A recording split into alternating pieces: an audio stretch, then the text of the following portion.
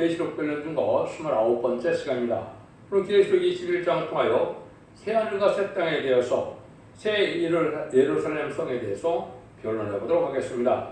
하나님께서는 천지와 만물을 창조하시고 당신의 형상대로 인간들을 창조하셔서 이제는 하나님의 뜻인 창조의 목적을 20장에서 완성을 하셨습니다. 이것은 천년지상 평화 왕국으로서 눈물 고통 재앙이 없고 부족이 없고 해함 뭐 상함이 없는 사망이 없는 완전한 성도의 나라 그리스도의 나라를 이룬 것이죠.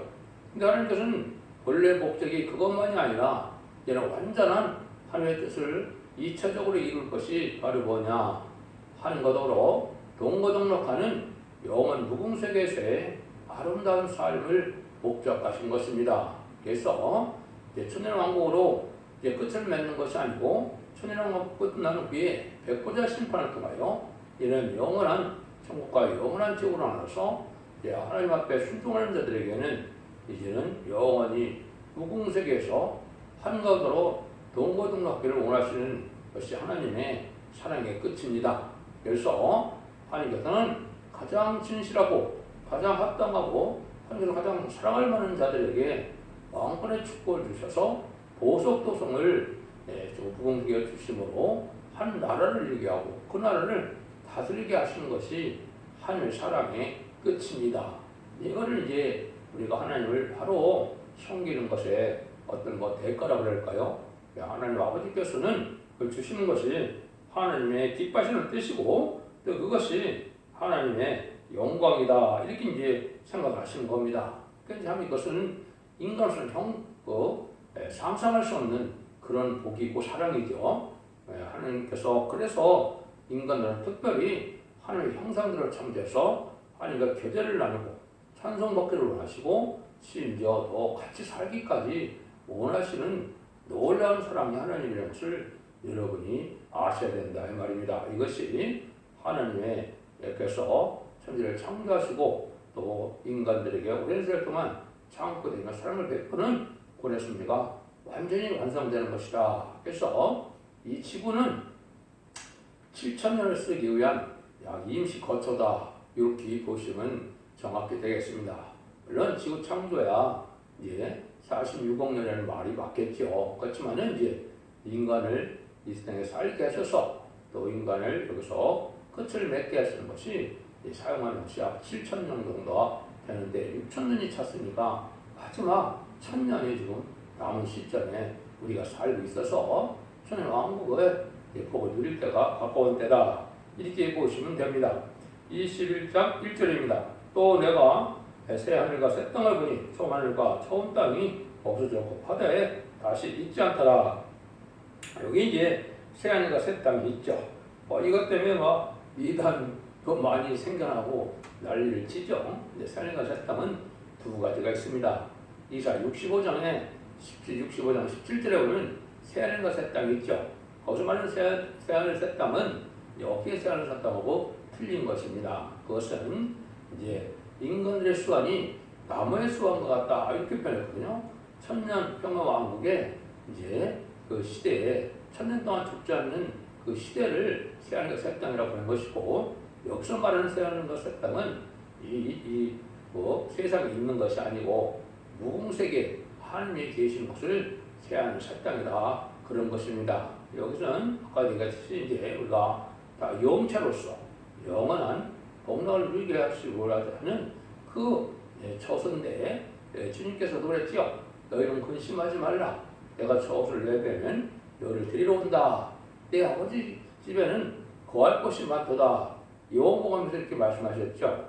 그건 이제 그 처소가 되겠죠. 그 무궁세계를 여기 말씀해 주셔서 새 땅이다 이렇게 얘기한 겁니다. 그래서 이것은 우리가 육체의 삶을 다 끝마치고 모든 사람이 다 영체가 돼서 영체의 삶으로 하나님과 더불어 신과 더불어 같이 살 수 있는 곳에 또 천국을 여기 새 하늘과 새 땅이다 이렇게 하신 거로 볼 수가 있죠. 그래서 이런 것들이 이제 성경에서 많이 말씀하셨는데 그거는 우리가 하나님 앞에 최고의 상을 받는 것은 바로 이 무궁세계에서 또 그것도 영원한 고속도성의 왕궁도성에서 또 왕권을 누릴 자라 그랬는데 그 일들이 지금으로 보면 이제 인마진 10만 4천 명의 귀한 성도다 이렇게 말씀을 드렸는데 이것만큼 이제 하나님 앞에 복을 받는 방법은 없죠. 하나님 주고 싶어하는 사랑을 다 주는 것이 바로 그 사랑이다 이렇게 볼 수 있는 겁니다. 2절입니다. 또 내가 보면 거룩한 성 예루살렘이 하나님께로부터 하늘에서 내려오니 그 예배한 것이 신부가 남편을 위하여 단장한 것 같더라. 여기 이제 거룩한 성 예루살렘이 나오죠. 이게 이제 중요한 의미가 있어요. 그런데 여기서 아주 아름답게 되어 있는데 하늘에서 내려온다 그랬죠. 하늘에서 내려온다는 말은 이것은 이제 우리에게 상급을 줄 것을 말씀을 한 겁니다. 그리고 천국에는 예루살렘 성 하나만 있는 것이 아니고 예루살렘 성은 주님과 하나님 보좌가 있는 세계고 또 많은 보석도성들이 많이 예비되고 준비된 것입니다. 근데 특별히 여기에서 거룩한 예루살렘이 신부를 위해 단장한 것 같다 이렇게 이제 표현했죠. 그건 가장 아름다운 곳이기도 하고 이 신부는 누굽니까? 이게 인마진 10만 4천 명의 신부거든요. 예수님의 신랑이고요. 그래서 이것은 이제 무슨 관계를 열리는 것이냐? 예수님은 만왕의 왕이시고 신부는 이제 왕의 자격을 가진 자를 뜻하는 겁니다.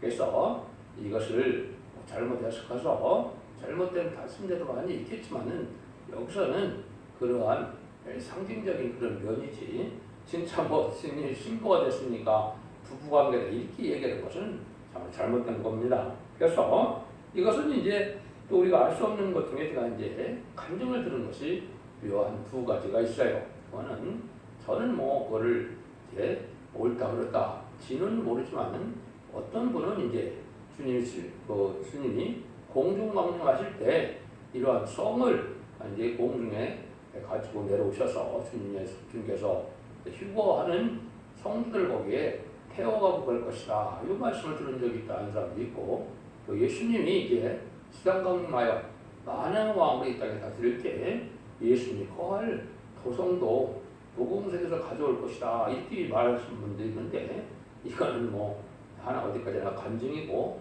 저는 그 내용은 잘 모르겠습니다.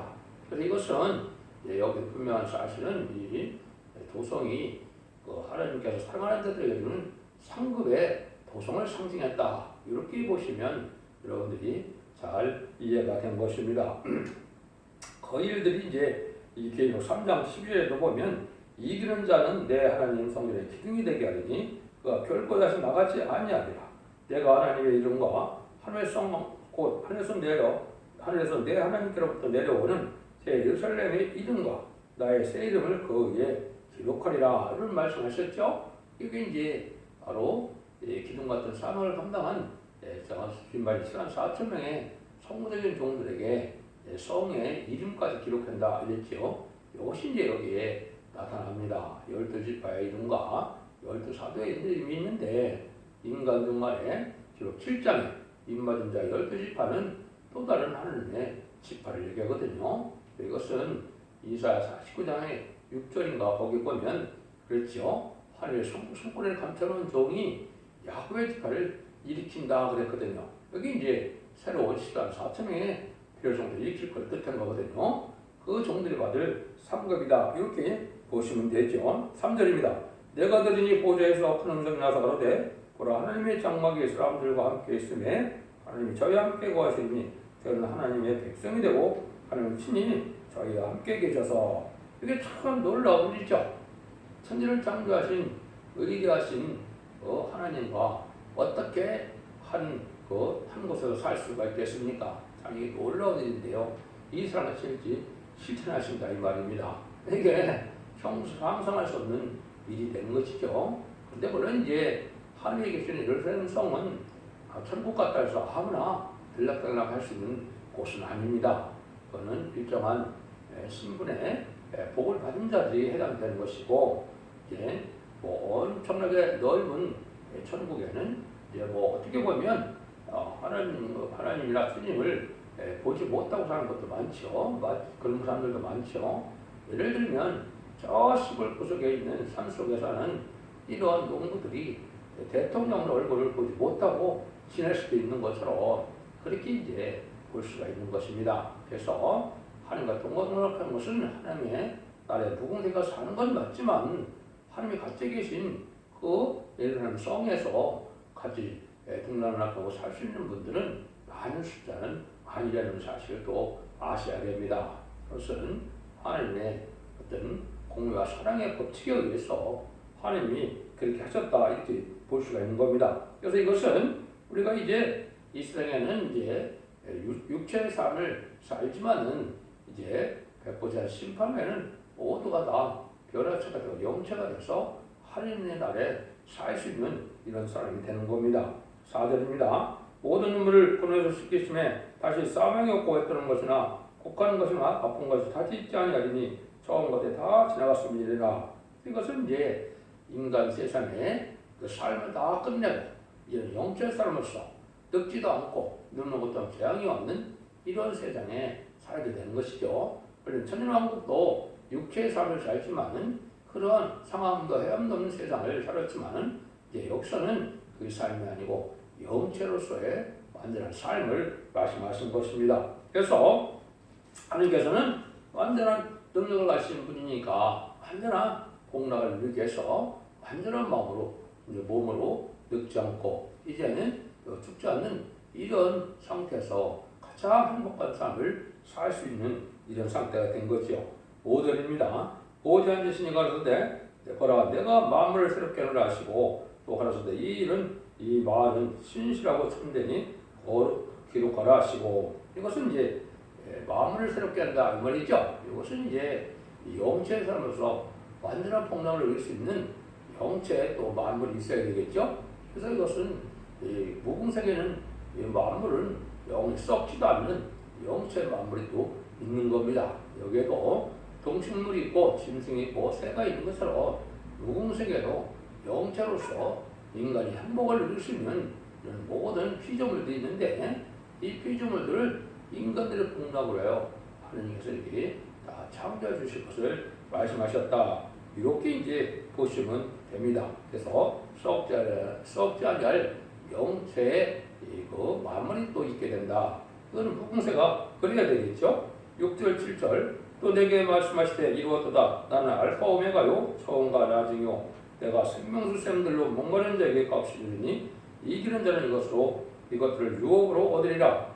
나는 저희 하나님이 되고 그는 내 아들이 되라. 이것이 이제 참다운 아까도 말씀드린 것처럼 하나님의 참아들의 영광을 얻은 자다 이 말입니다. 지금까지 기독교에서 우리 주님을 구세로 영접하여 십자가 도를 믿으면 만민의 성령을 받아서 하나님의 백성이 되는 것은 양자의 영이다 이렇게 표시했죠.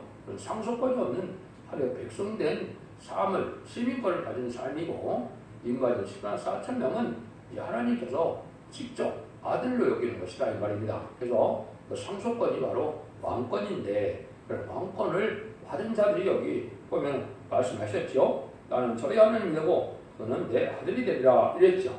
근데 이어로 하는 것은 상급으로 왕권을 받게 된다 이 말입니다. 그래서 일정한 크기의 큰 왕권을 받을 종들에게는 이제는 이런 보석 도성이 한 나라인데 도성마다 한 나라를 이루어서 그날 다스리는 이러한 복을 누리게 되는 것이거든요. 그래서 이 말이 14만 4천 명 중에서도 또 부활성으로도 왕권을 받는다 그랬죠. 직접적인 지리권과 또 거기서 함께하는 정부를 이루려면 고위관리들이 있어야 되겠죠. 그러니까 함께 단일에 이루어서 함께 누리는 자들이고 직접적인 지리권을 가진 자도 있게 되는 것인데 정확히 몇 명인지는 알 수 없지만은 그 보석 도성이 직접적인 지리권을 가진 자들에게 하나님을 이렇게 한 나라를 이루어서 다 주시는 것이고 이 자들은 아들의 명분이니까 자유로 이제 하나님이 계신 예루살렘 성도 이제 등란하라 출입할 수 있는 이런 특권을 누리게 된다. 이렇게 보시면 이게 정확히 이해를 하셨다고 볼 수가 있겠습니다. 8절입니다. 그러나 두려워하는 자들과 믿지 않는 자들과 흉악한 자들과 살인자들과 행음자들과 술객들과 우상 숭배자들은 그들과 모든 거짓말하는 자들과 불과 유황으로 다 타는 곳에 던지리니 이것이 둘째 사망이라. 이 둘째 사망은 제가 이제 20절에서 말씀을 드렸죠. 이 둘째 사망은 뭘 둘째 사망을 하느냐? 지금까지 이제 아담에 의해 사람들이 죽으면 이제 믿음을 구원을 받은 자들은 낙원으로 가고 믿음을 또 구원받지 못한 자들은 이제 음부에 가는데 이때 다시 다 이제 생명의 부활과 심판의 부활로 부활해서 영원한 지옥과 영원한 천국으로 나눠지는데 이때 이제 영원한 지옥으로 가는 것을 둘째 사망이다 이렇게 표현을 하신 겁니다. 그래서 천년왕국 끝말에 백보자 심판이라는 것이 있는데 그때 이제 이러한 영원한 천국과 영원한 지옥으로 가는 이 지옥으로 가는 자들이 받을 해가 바로 이게 둘째 사망이다 이렇게 보시면 됩니다.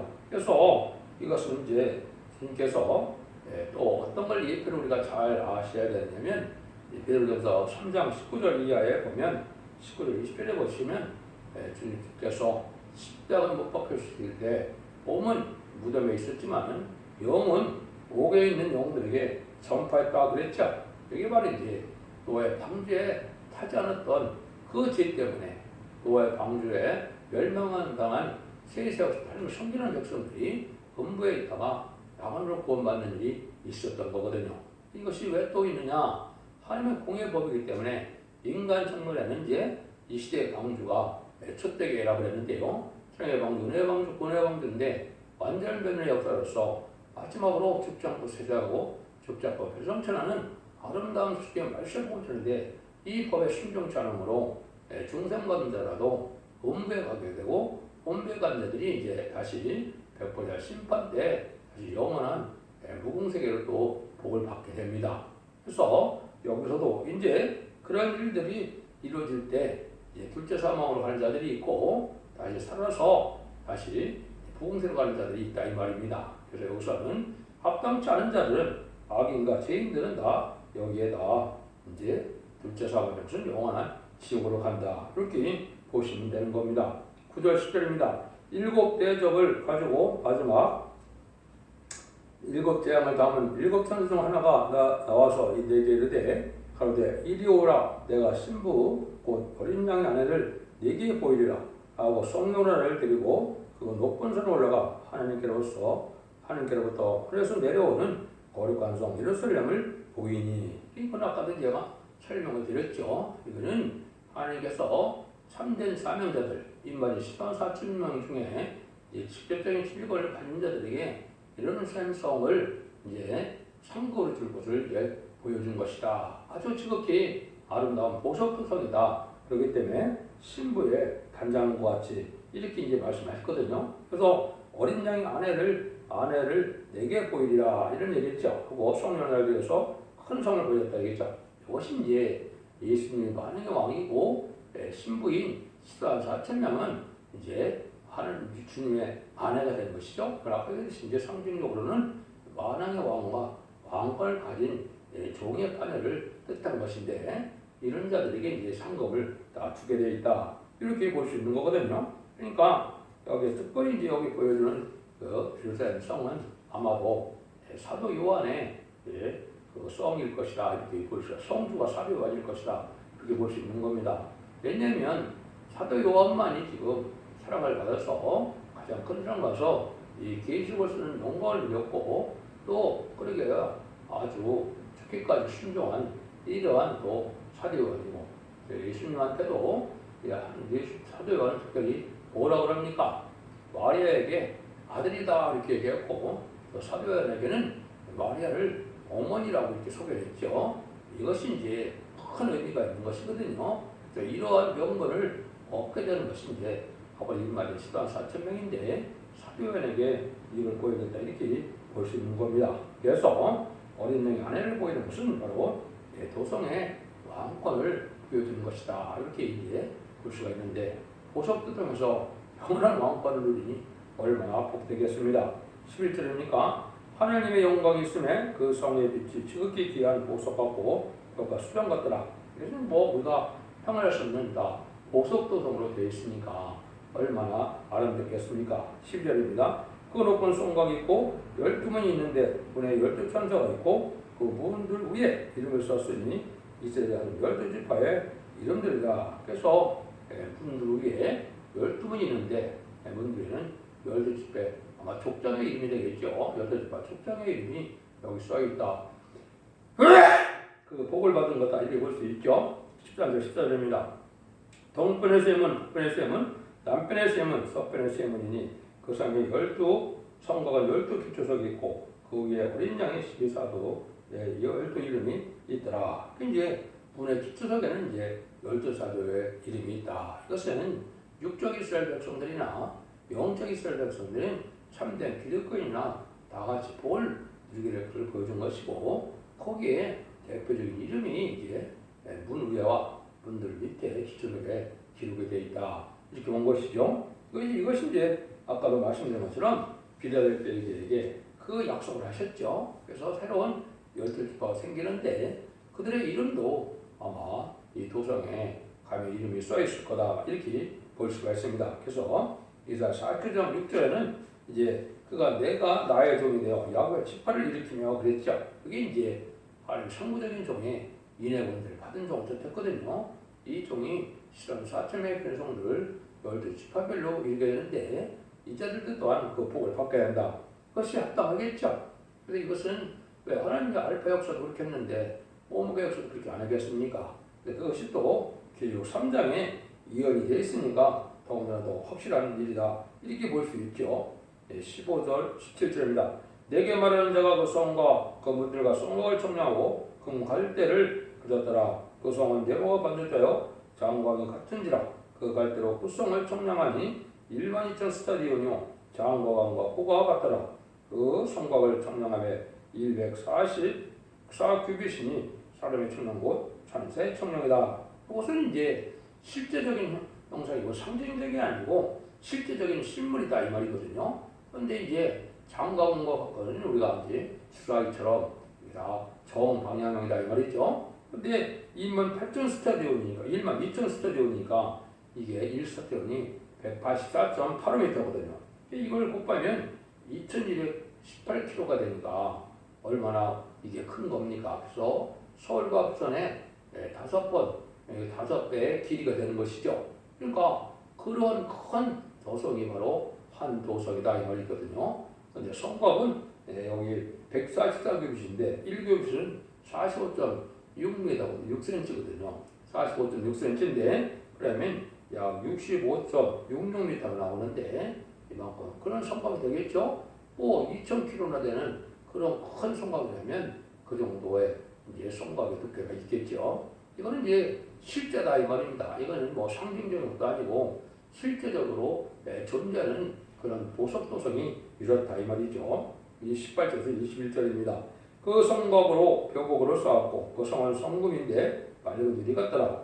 그 성에 성곽의 주석 같은 각색 보석을 꾸미는데 첫째 개수는 벼곡이요 둘째는 남보석이요 셋째는 옥수요 넷째는 녹보석이요 다섯째는 홍마루요 여섯째는 홍보석이요 일곱째는 황옥이요 여덟째는 은옥이요 아홉째는 담화옥이요 열째는 비촉이요 열한째는 성옥이요 열둘째는 자정이라. 그 12문은 12진진이 문마다 한 진주요 그 성에 맑은 유리 같은 정금이더라. 그러니까 각 보석과 정금으로 이제 길이 되어 있다. 너무나 놀라운 일이죠.